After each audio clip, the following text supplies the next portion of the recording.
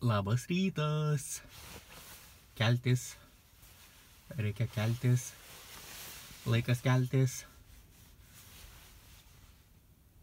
Nu jau keliamės. Nu. Keliamės, darom pusrytį ir važiuojam nuotykių ieškoti. Taip. Pelėtis. Jeigu nenudegsiu rankos, bus gerai. Galvoju, jau bėgam. Žiūrėk. Pelėtis.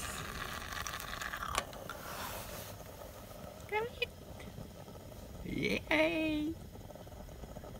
Ramorzinę labai mašiną. Ir toms nuflaus.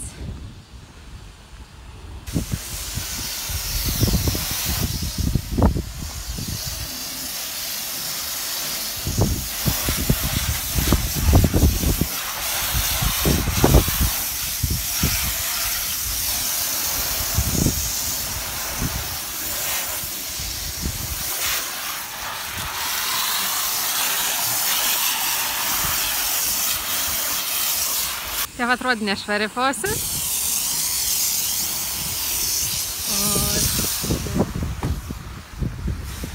O čia jau nuplauta.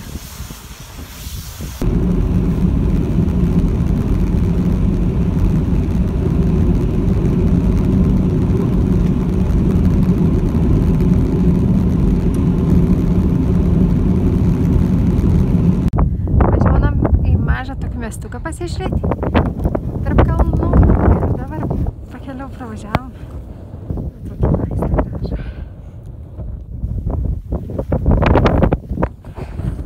Hello. Kam gražia. Nori vairuoti, visur nori sustoti, negal visur sustoti, nes siauri keliuką. Tik sustojam fotografaunu. Čia ant kalno ir tokis butelis, turbūt apžvalgos butelis. Taip. O, su stiklu tokiu. Per visas eina. Wait a second. Čia atrodo kaip dušas pagal grindis biškį. Tokia ta budelė.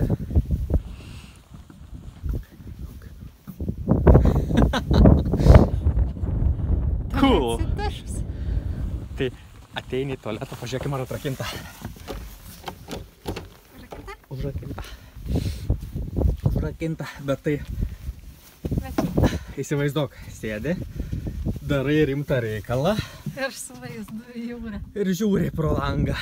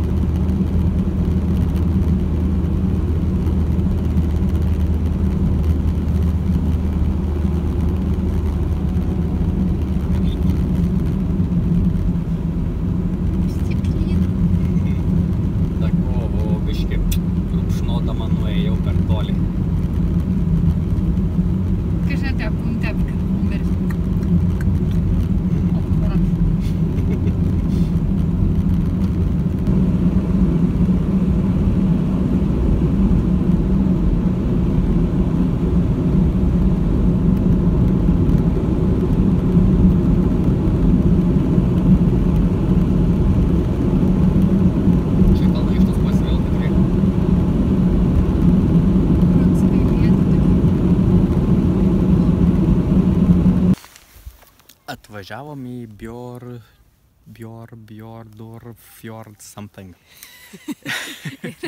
Yra labai mažas žvejų ir ūkininkų miestelis, katras yra vis dar šį vakar, kur buvom, ten buvo toks iščiustyts, toks jo turistam.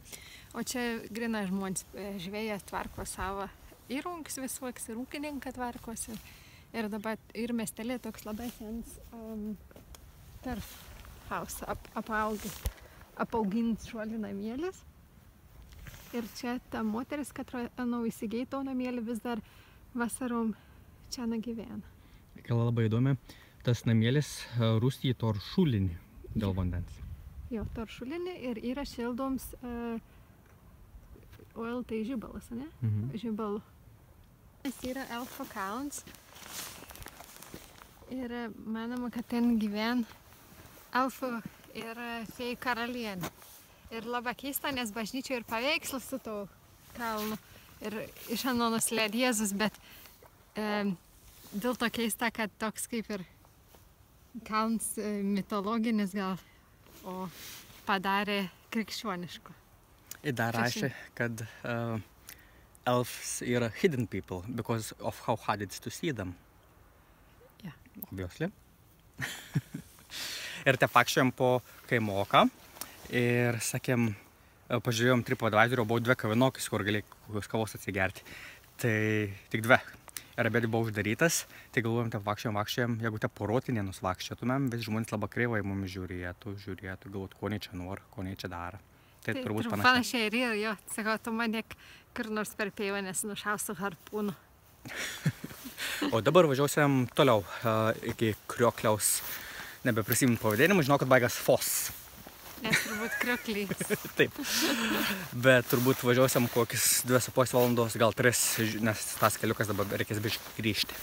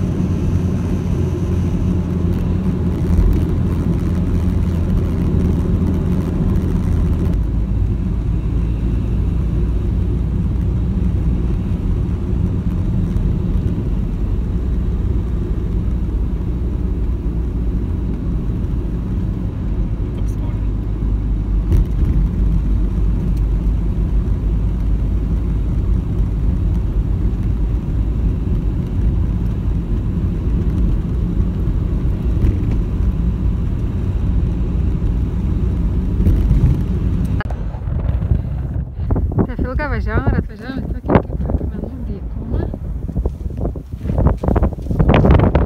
Tomas labai yra excited, nes pagaliau gal fotografuot. Mes ilgą visą išnevažiavom.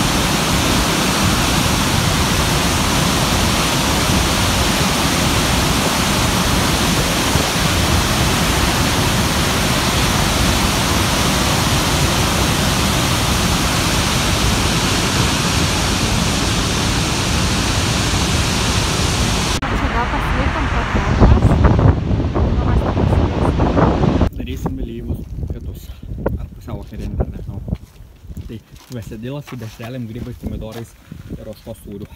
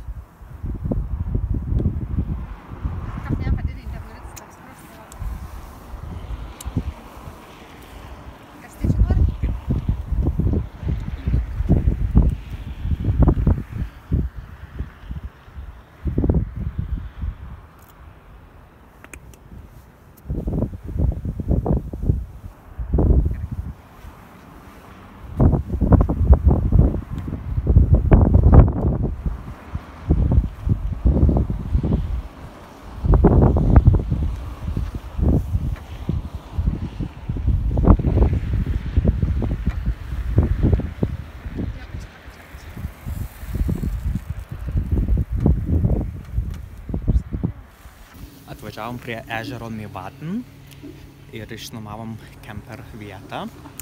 Ir atvažiavom į Kaušet Cafe, pažiūrėsim, turėtų būti kaip tvarti kavinė. Ir labai įdomiai atrodo, tai kaip kas visą strutelė ir būrnų rūžavį, dar matėm žalių ir jaudų, tai tie visai cool.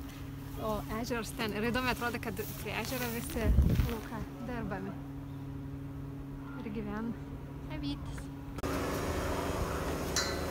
Čia prieš einant į restoraną gali paglostyti karvę. Vienoj pusėje kavinė, kitoj pusėje karvės, matos per langą kavinė. Regina, numrek, kurį kur nors.